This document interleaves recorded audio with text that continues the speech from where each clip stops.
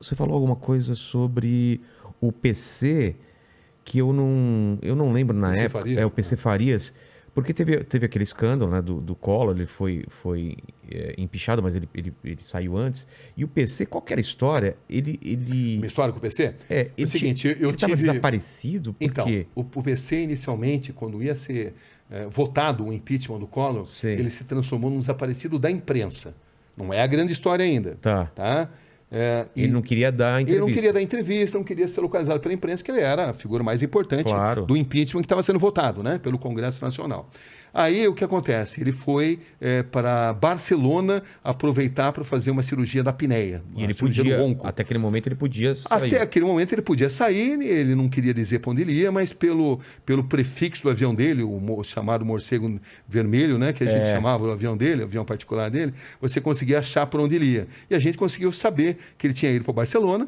Não era tão difícil ainda, ele não era um fugitivo da justiça ainda, e soubemos também que ele estava fazendo um tratamento, e nesse tratamento soubemos no consultório que tinha ficado hospedado no Hotel Ritz, eu me hospedei no Hotel Ritz. Vou tentar encurtar a história, senão essa história eu fico 4 horas contando aqui, né? Mas enfim, ninguém sabia disso. Ninguém Vocês sabia disso. descobriram. Eu fiz a matéria, só que nessa matéria, que era uma matéria perto do Natal, né? Sei. Que era um grande furo de reportagem. Eu lembro que eu entrevistei no hotel, eu me hospedei no Hotel Ritz, e fiquei sabendo por uma camareira que tinha uma pessoa com semelhança com o PC. Física, descrição física que dele. era um bigodão, né? Careca, baixinho. Careca. Estava até sem bigode na época. Ah, é? Mas enfim, que ele estava nesse Hotel Ritz, eu consegui encontrá-lo, né, para tentar resumir. E na época ele tentou negar que era ele no começo, pelo interfone, mas depois, então vem aqui. E o PC era um cara que, quando você falava com ele, ele era o mestre do tráfico de influência. Então, era um cara muito bom de papo, né? Entendeu? Era o cara que conseguia dinheiro de todo mundo, mordia todo mundo ali, né? Entendeu? Era um arquivo vivo. Exatamente. O cara que fazia o tráfico de influência com classe, exato. né? Que era um crime, mas como dizia o PC, como ele me disse, né? Fazia parte dos usos e costumes, não tinha como fazer diferente. Porque eu conversei com o PC, tive longas conversas com ele depois, onde ele me contou muita coisa. Mas enfim, então nesse dia eu fiz a entrevista aí, por que isso é importante? Porque aí o ponto de geração, a gente tinha que fazer uma edição no centro de Barcelona e a geração era num ponto afastado da cidade. Então a gente fez uma pré-edição e depois fomos para o ponto de geração. Nesse ponto de geração, que era afastado da cidade, tinha um acidente, pegou um congestionamento monstro. Resultado, chegamos ali 5 minutos depois de terminar o Jornal Nacional. Conseguimos gerar matéria, para encurtar a história, né? Tá. Entendeu? E aí não deu para entrar? E aí a Globo ficou na época no dilema, no Jornal Nacional. Colocamos uma edição extraordinária ou esperamos amanhã? Eles decidiram esperar pelo dia seguinte. Me perguntaram, tem mais algum jornalista? Falou, eu não vi, mas eu não posso assegurar. Resultado, eles apostaram, mas aí eu lembro que um repórter da Folha, e o que deveria ser um furo, acabou sendo uma boa matéria, mas não era mais o furo. Mas só que nesse dia, que não era a fuga do PC ainda, certo? Ele era um fugitivo da imprensa. Eu tive acesso às pessoas que cuidavam de toda a estrutura dele. Ele usava uma empresa chamada Sanal, que era de um francês e de um português, de um brasileiro, de um português, e ficava na França, não tinha francês, não. Ela ficava, a Sanal, ela tinha sede na França e era de um português e de um brasileiro em sociedade. Enfim, e eu vi quem que cuidava dos passos dele. Bom, por que isso é importante? Fiquei com aquele negócio engasgado aqui, né? O que devia ter sido um furo, um grande furo. Acabou, não foi o furo, foi uma boa matéria, ficou aquele mal-estar, todo mundo querendo saber, tive que explicar por que ficou preso no congestionamento. Enfim, foi chato. Mas me deu a força necessária para 6 meses depois, quando ele se torna um fugitivo da justiça, aí ele fugiu da Polícia Federal. Passei a acompanhar os passos dele. Quando me tornou assim evidente que ele tinha saído do país pelas características, eu lembrei desse pessoal que cuidava dos passos dele. Passei a monitorar os passos dessa empresa, desse brasileiro e desse português. Antônio e Raul, o nome deles, né? Enfim. E aí o que acontece? Eles passaram, o PC usava essa empresa também para alugar imóveis em várias partes da Europa. E eles foram usados para isso. Comecei a notar um comportamento diferente deles. me passou assim, a imagem clara de que eles tinham algo a ver. Quando eu ligava, eles negavam terminantemente. Eu lembro de uma última conversa que eu tive com esse Raul, que ele falou assim, olha, você não atende minha ligação. Falou, você não para de ligar aqui, eu não tenho nada a ver com o PC, inclusive me deve dinheiro, não ligue mais aqui, que os funcionários querem saber por que você liga aqui. Falou, então, mas atenda o telefone. Tá bom, atenda o telefone, mas você liga aqui antes das 8 da manhã. Eu chego às 7, fico das 7 às 8 sozinho aqui, organizando as coisas. Às 8 os funcionários chegam. Você liga, porque eu não quero falar sobre PC Farias na frente dos outros funcionários. Tá bom, mas então você atende o telefone. Isso se tornou importante num determinado momento, onde através de uma brasileira que trabalhava numa empresa de turismo, que tinha contado uma história para várias pessoas, uma história de um imóvel alugado em circunstâncias estranhas, o nome não parecia aparecer no contrato, ninguém dava atenção para ela. Todo mundo achava que era uma história da carochinha, ninguém dava atenção para ela. Para mim fez um certo sentido no começo, não tanto no começo, depois fiz uma certa amizade com ela, comecei a conversar muito com ela, porque num determinado momento apareceram 2 nomes escritos a lápis de pessoas que deveriam pagar o aluguel do imóvel que tinha sido alugado em Londres. Entendi. Qual era o nome? Raul. Falei, puxa, é muito, né? Porque aí depois, logo em seguida, não podia ser motorista brasileiro. A pessoa alugava, essa empresa alugava. Mas aí essa moça começou a fazer perguntas. Começou a ligar os pontos. A gente começava a conversar muito, né? Sei. E a gente combinava como é que a gente podia avançar nessa negociação. Mas aí, quando ela começou a fazer perguntas sobre minha orientação, começaram a afastá-la, entendeu? Entendi. A gente não sabia o que era, pensava em 1000 possibilidades. Passou-se a achar que poderia ser o PC a partir do momento que não podia ter motorista brasileiro.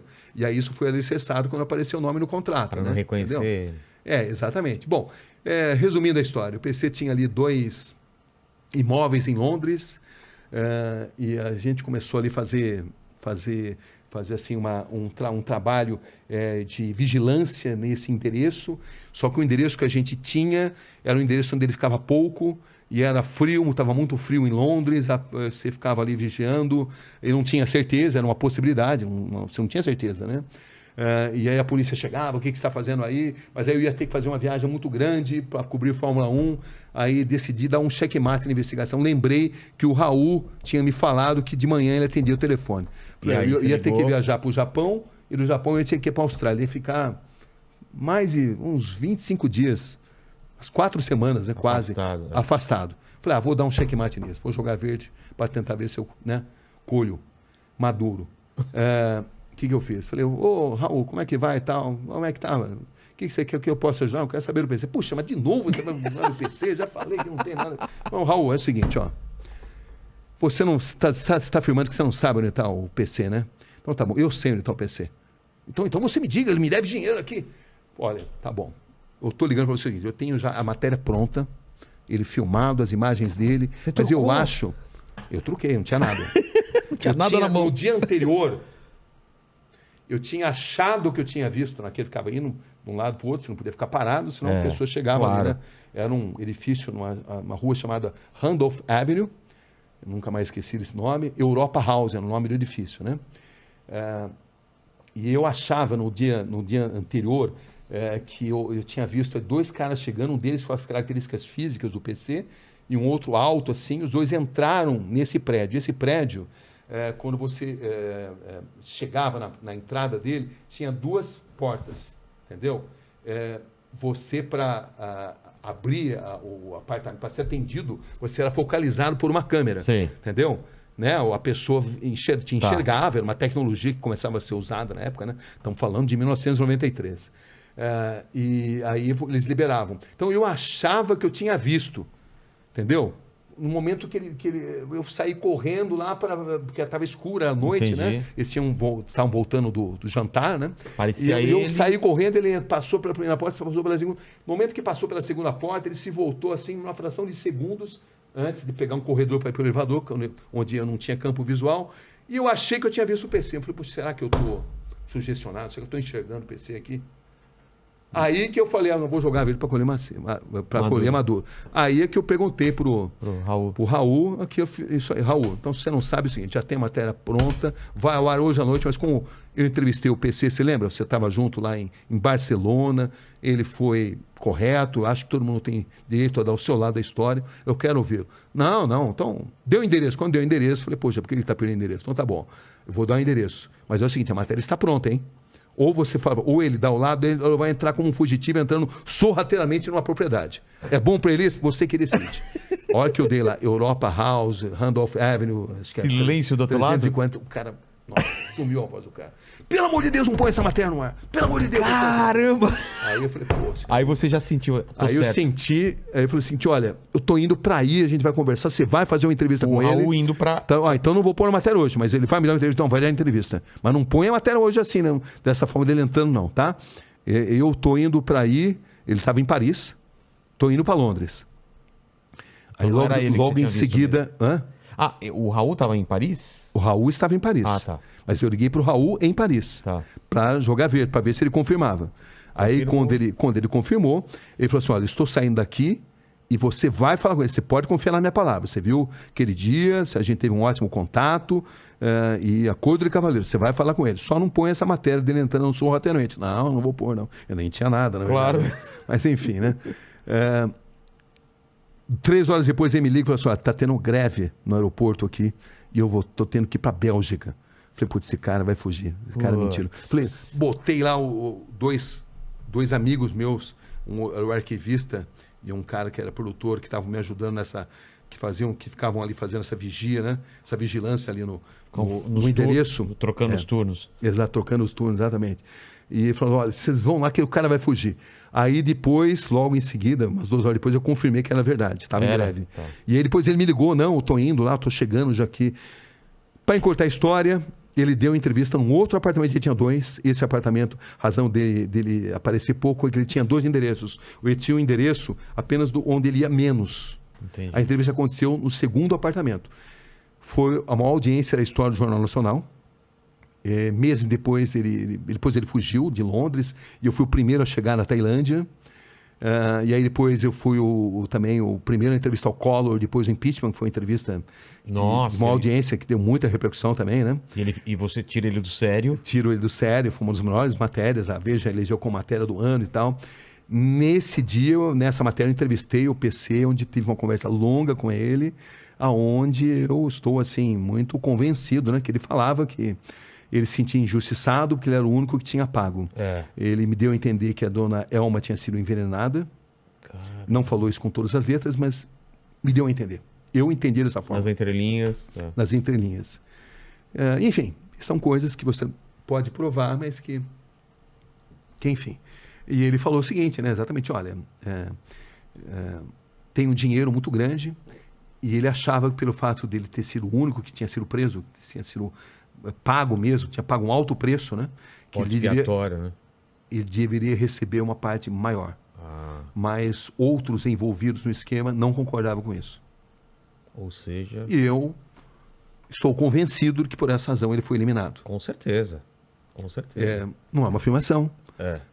Supostamente ele foi eliminado. Supostamente ele foi eliminado, enfim. Eu lembro de várias matérias. Por tudo que eu investiguei o caso, a história mais ou menos é essa.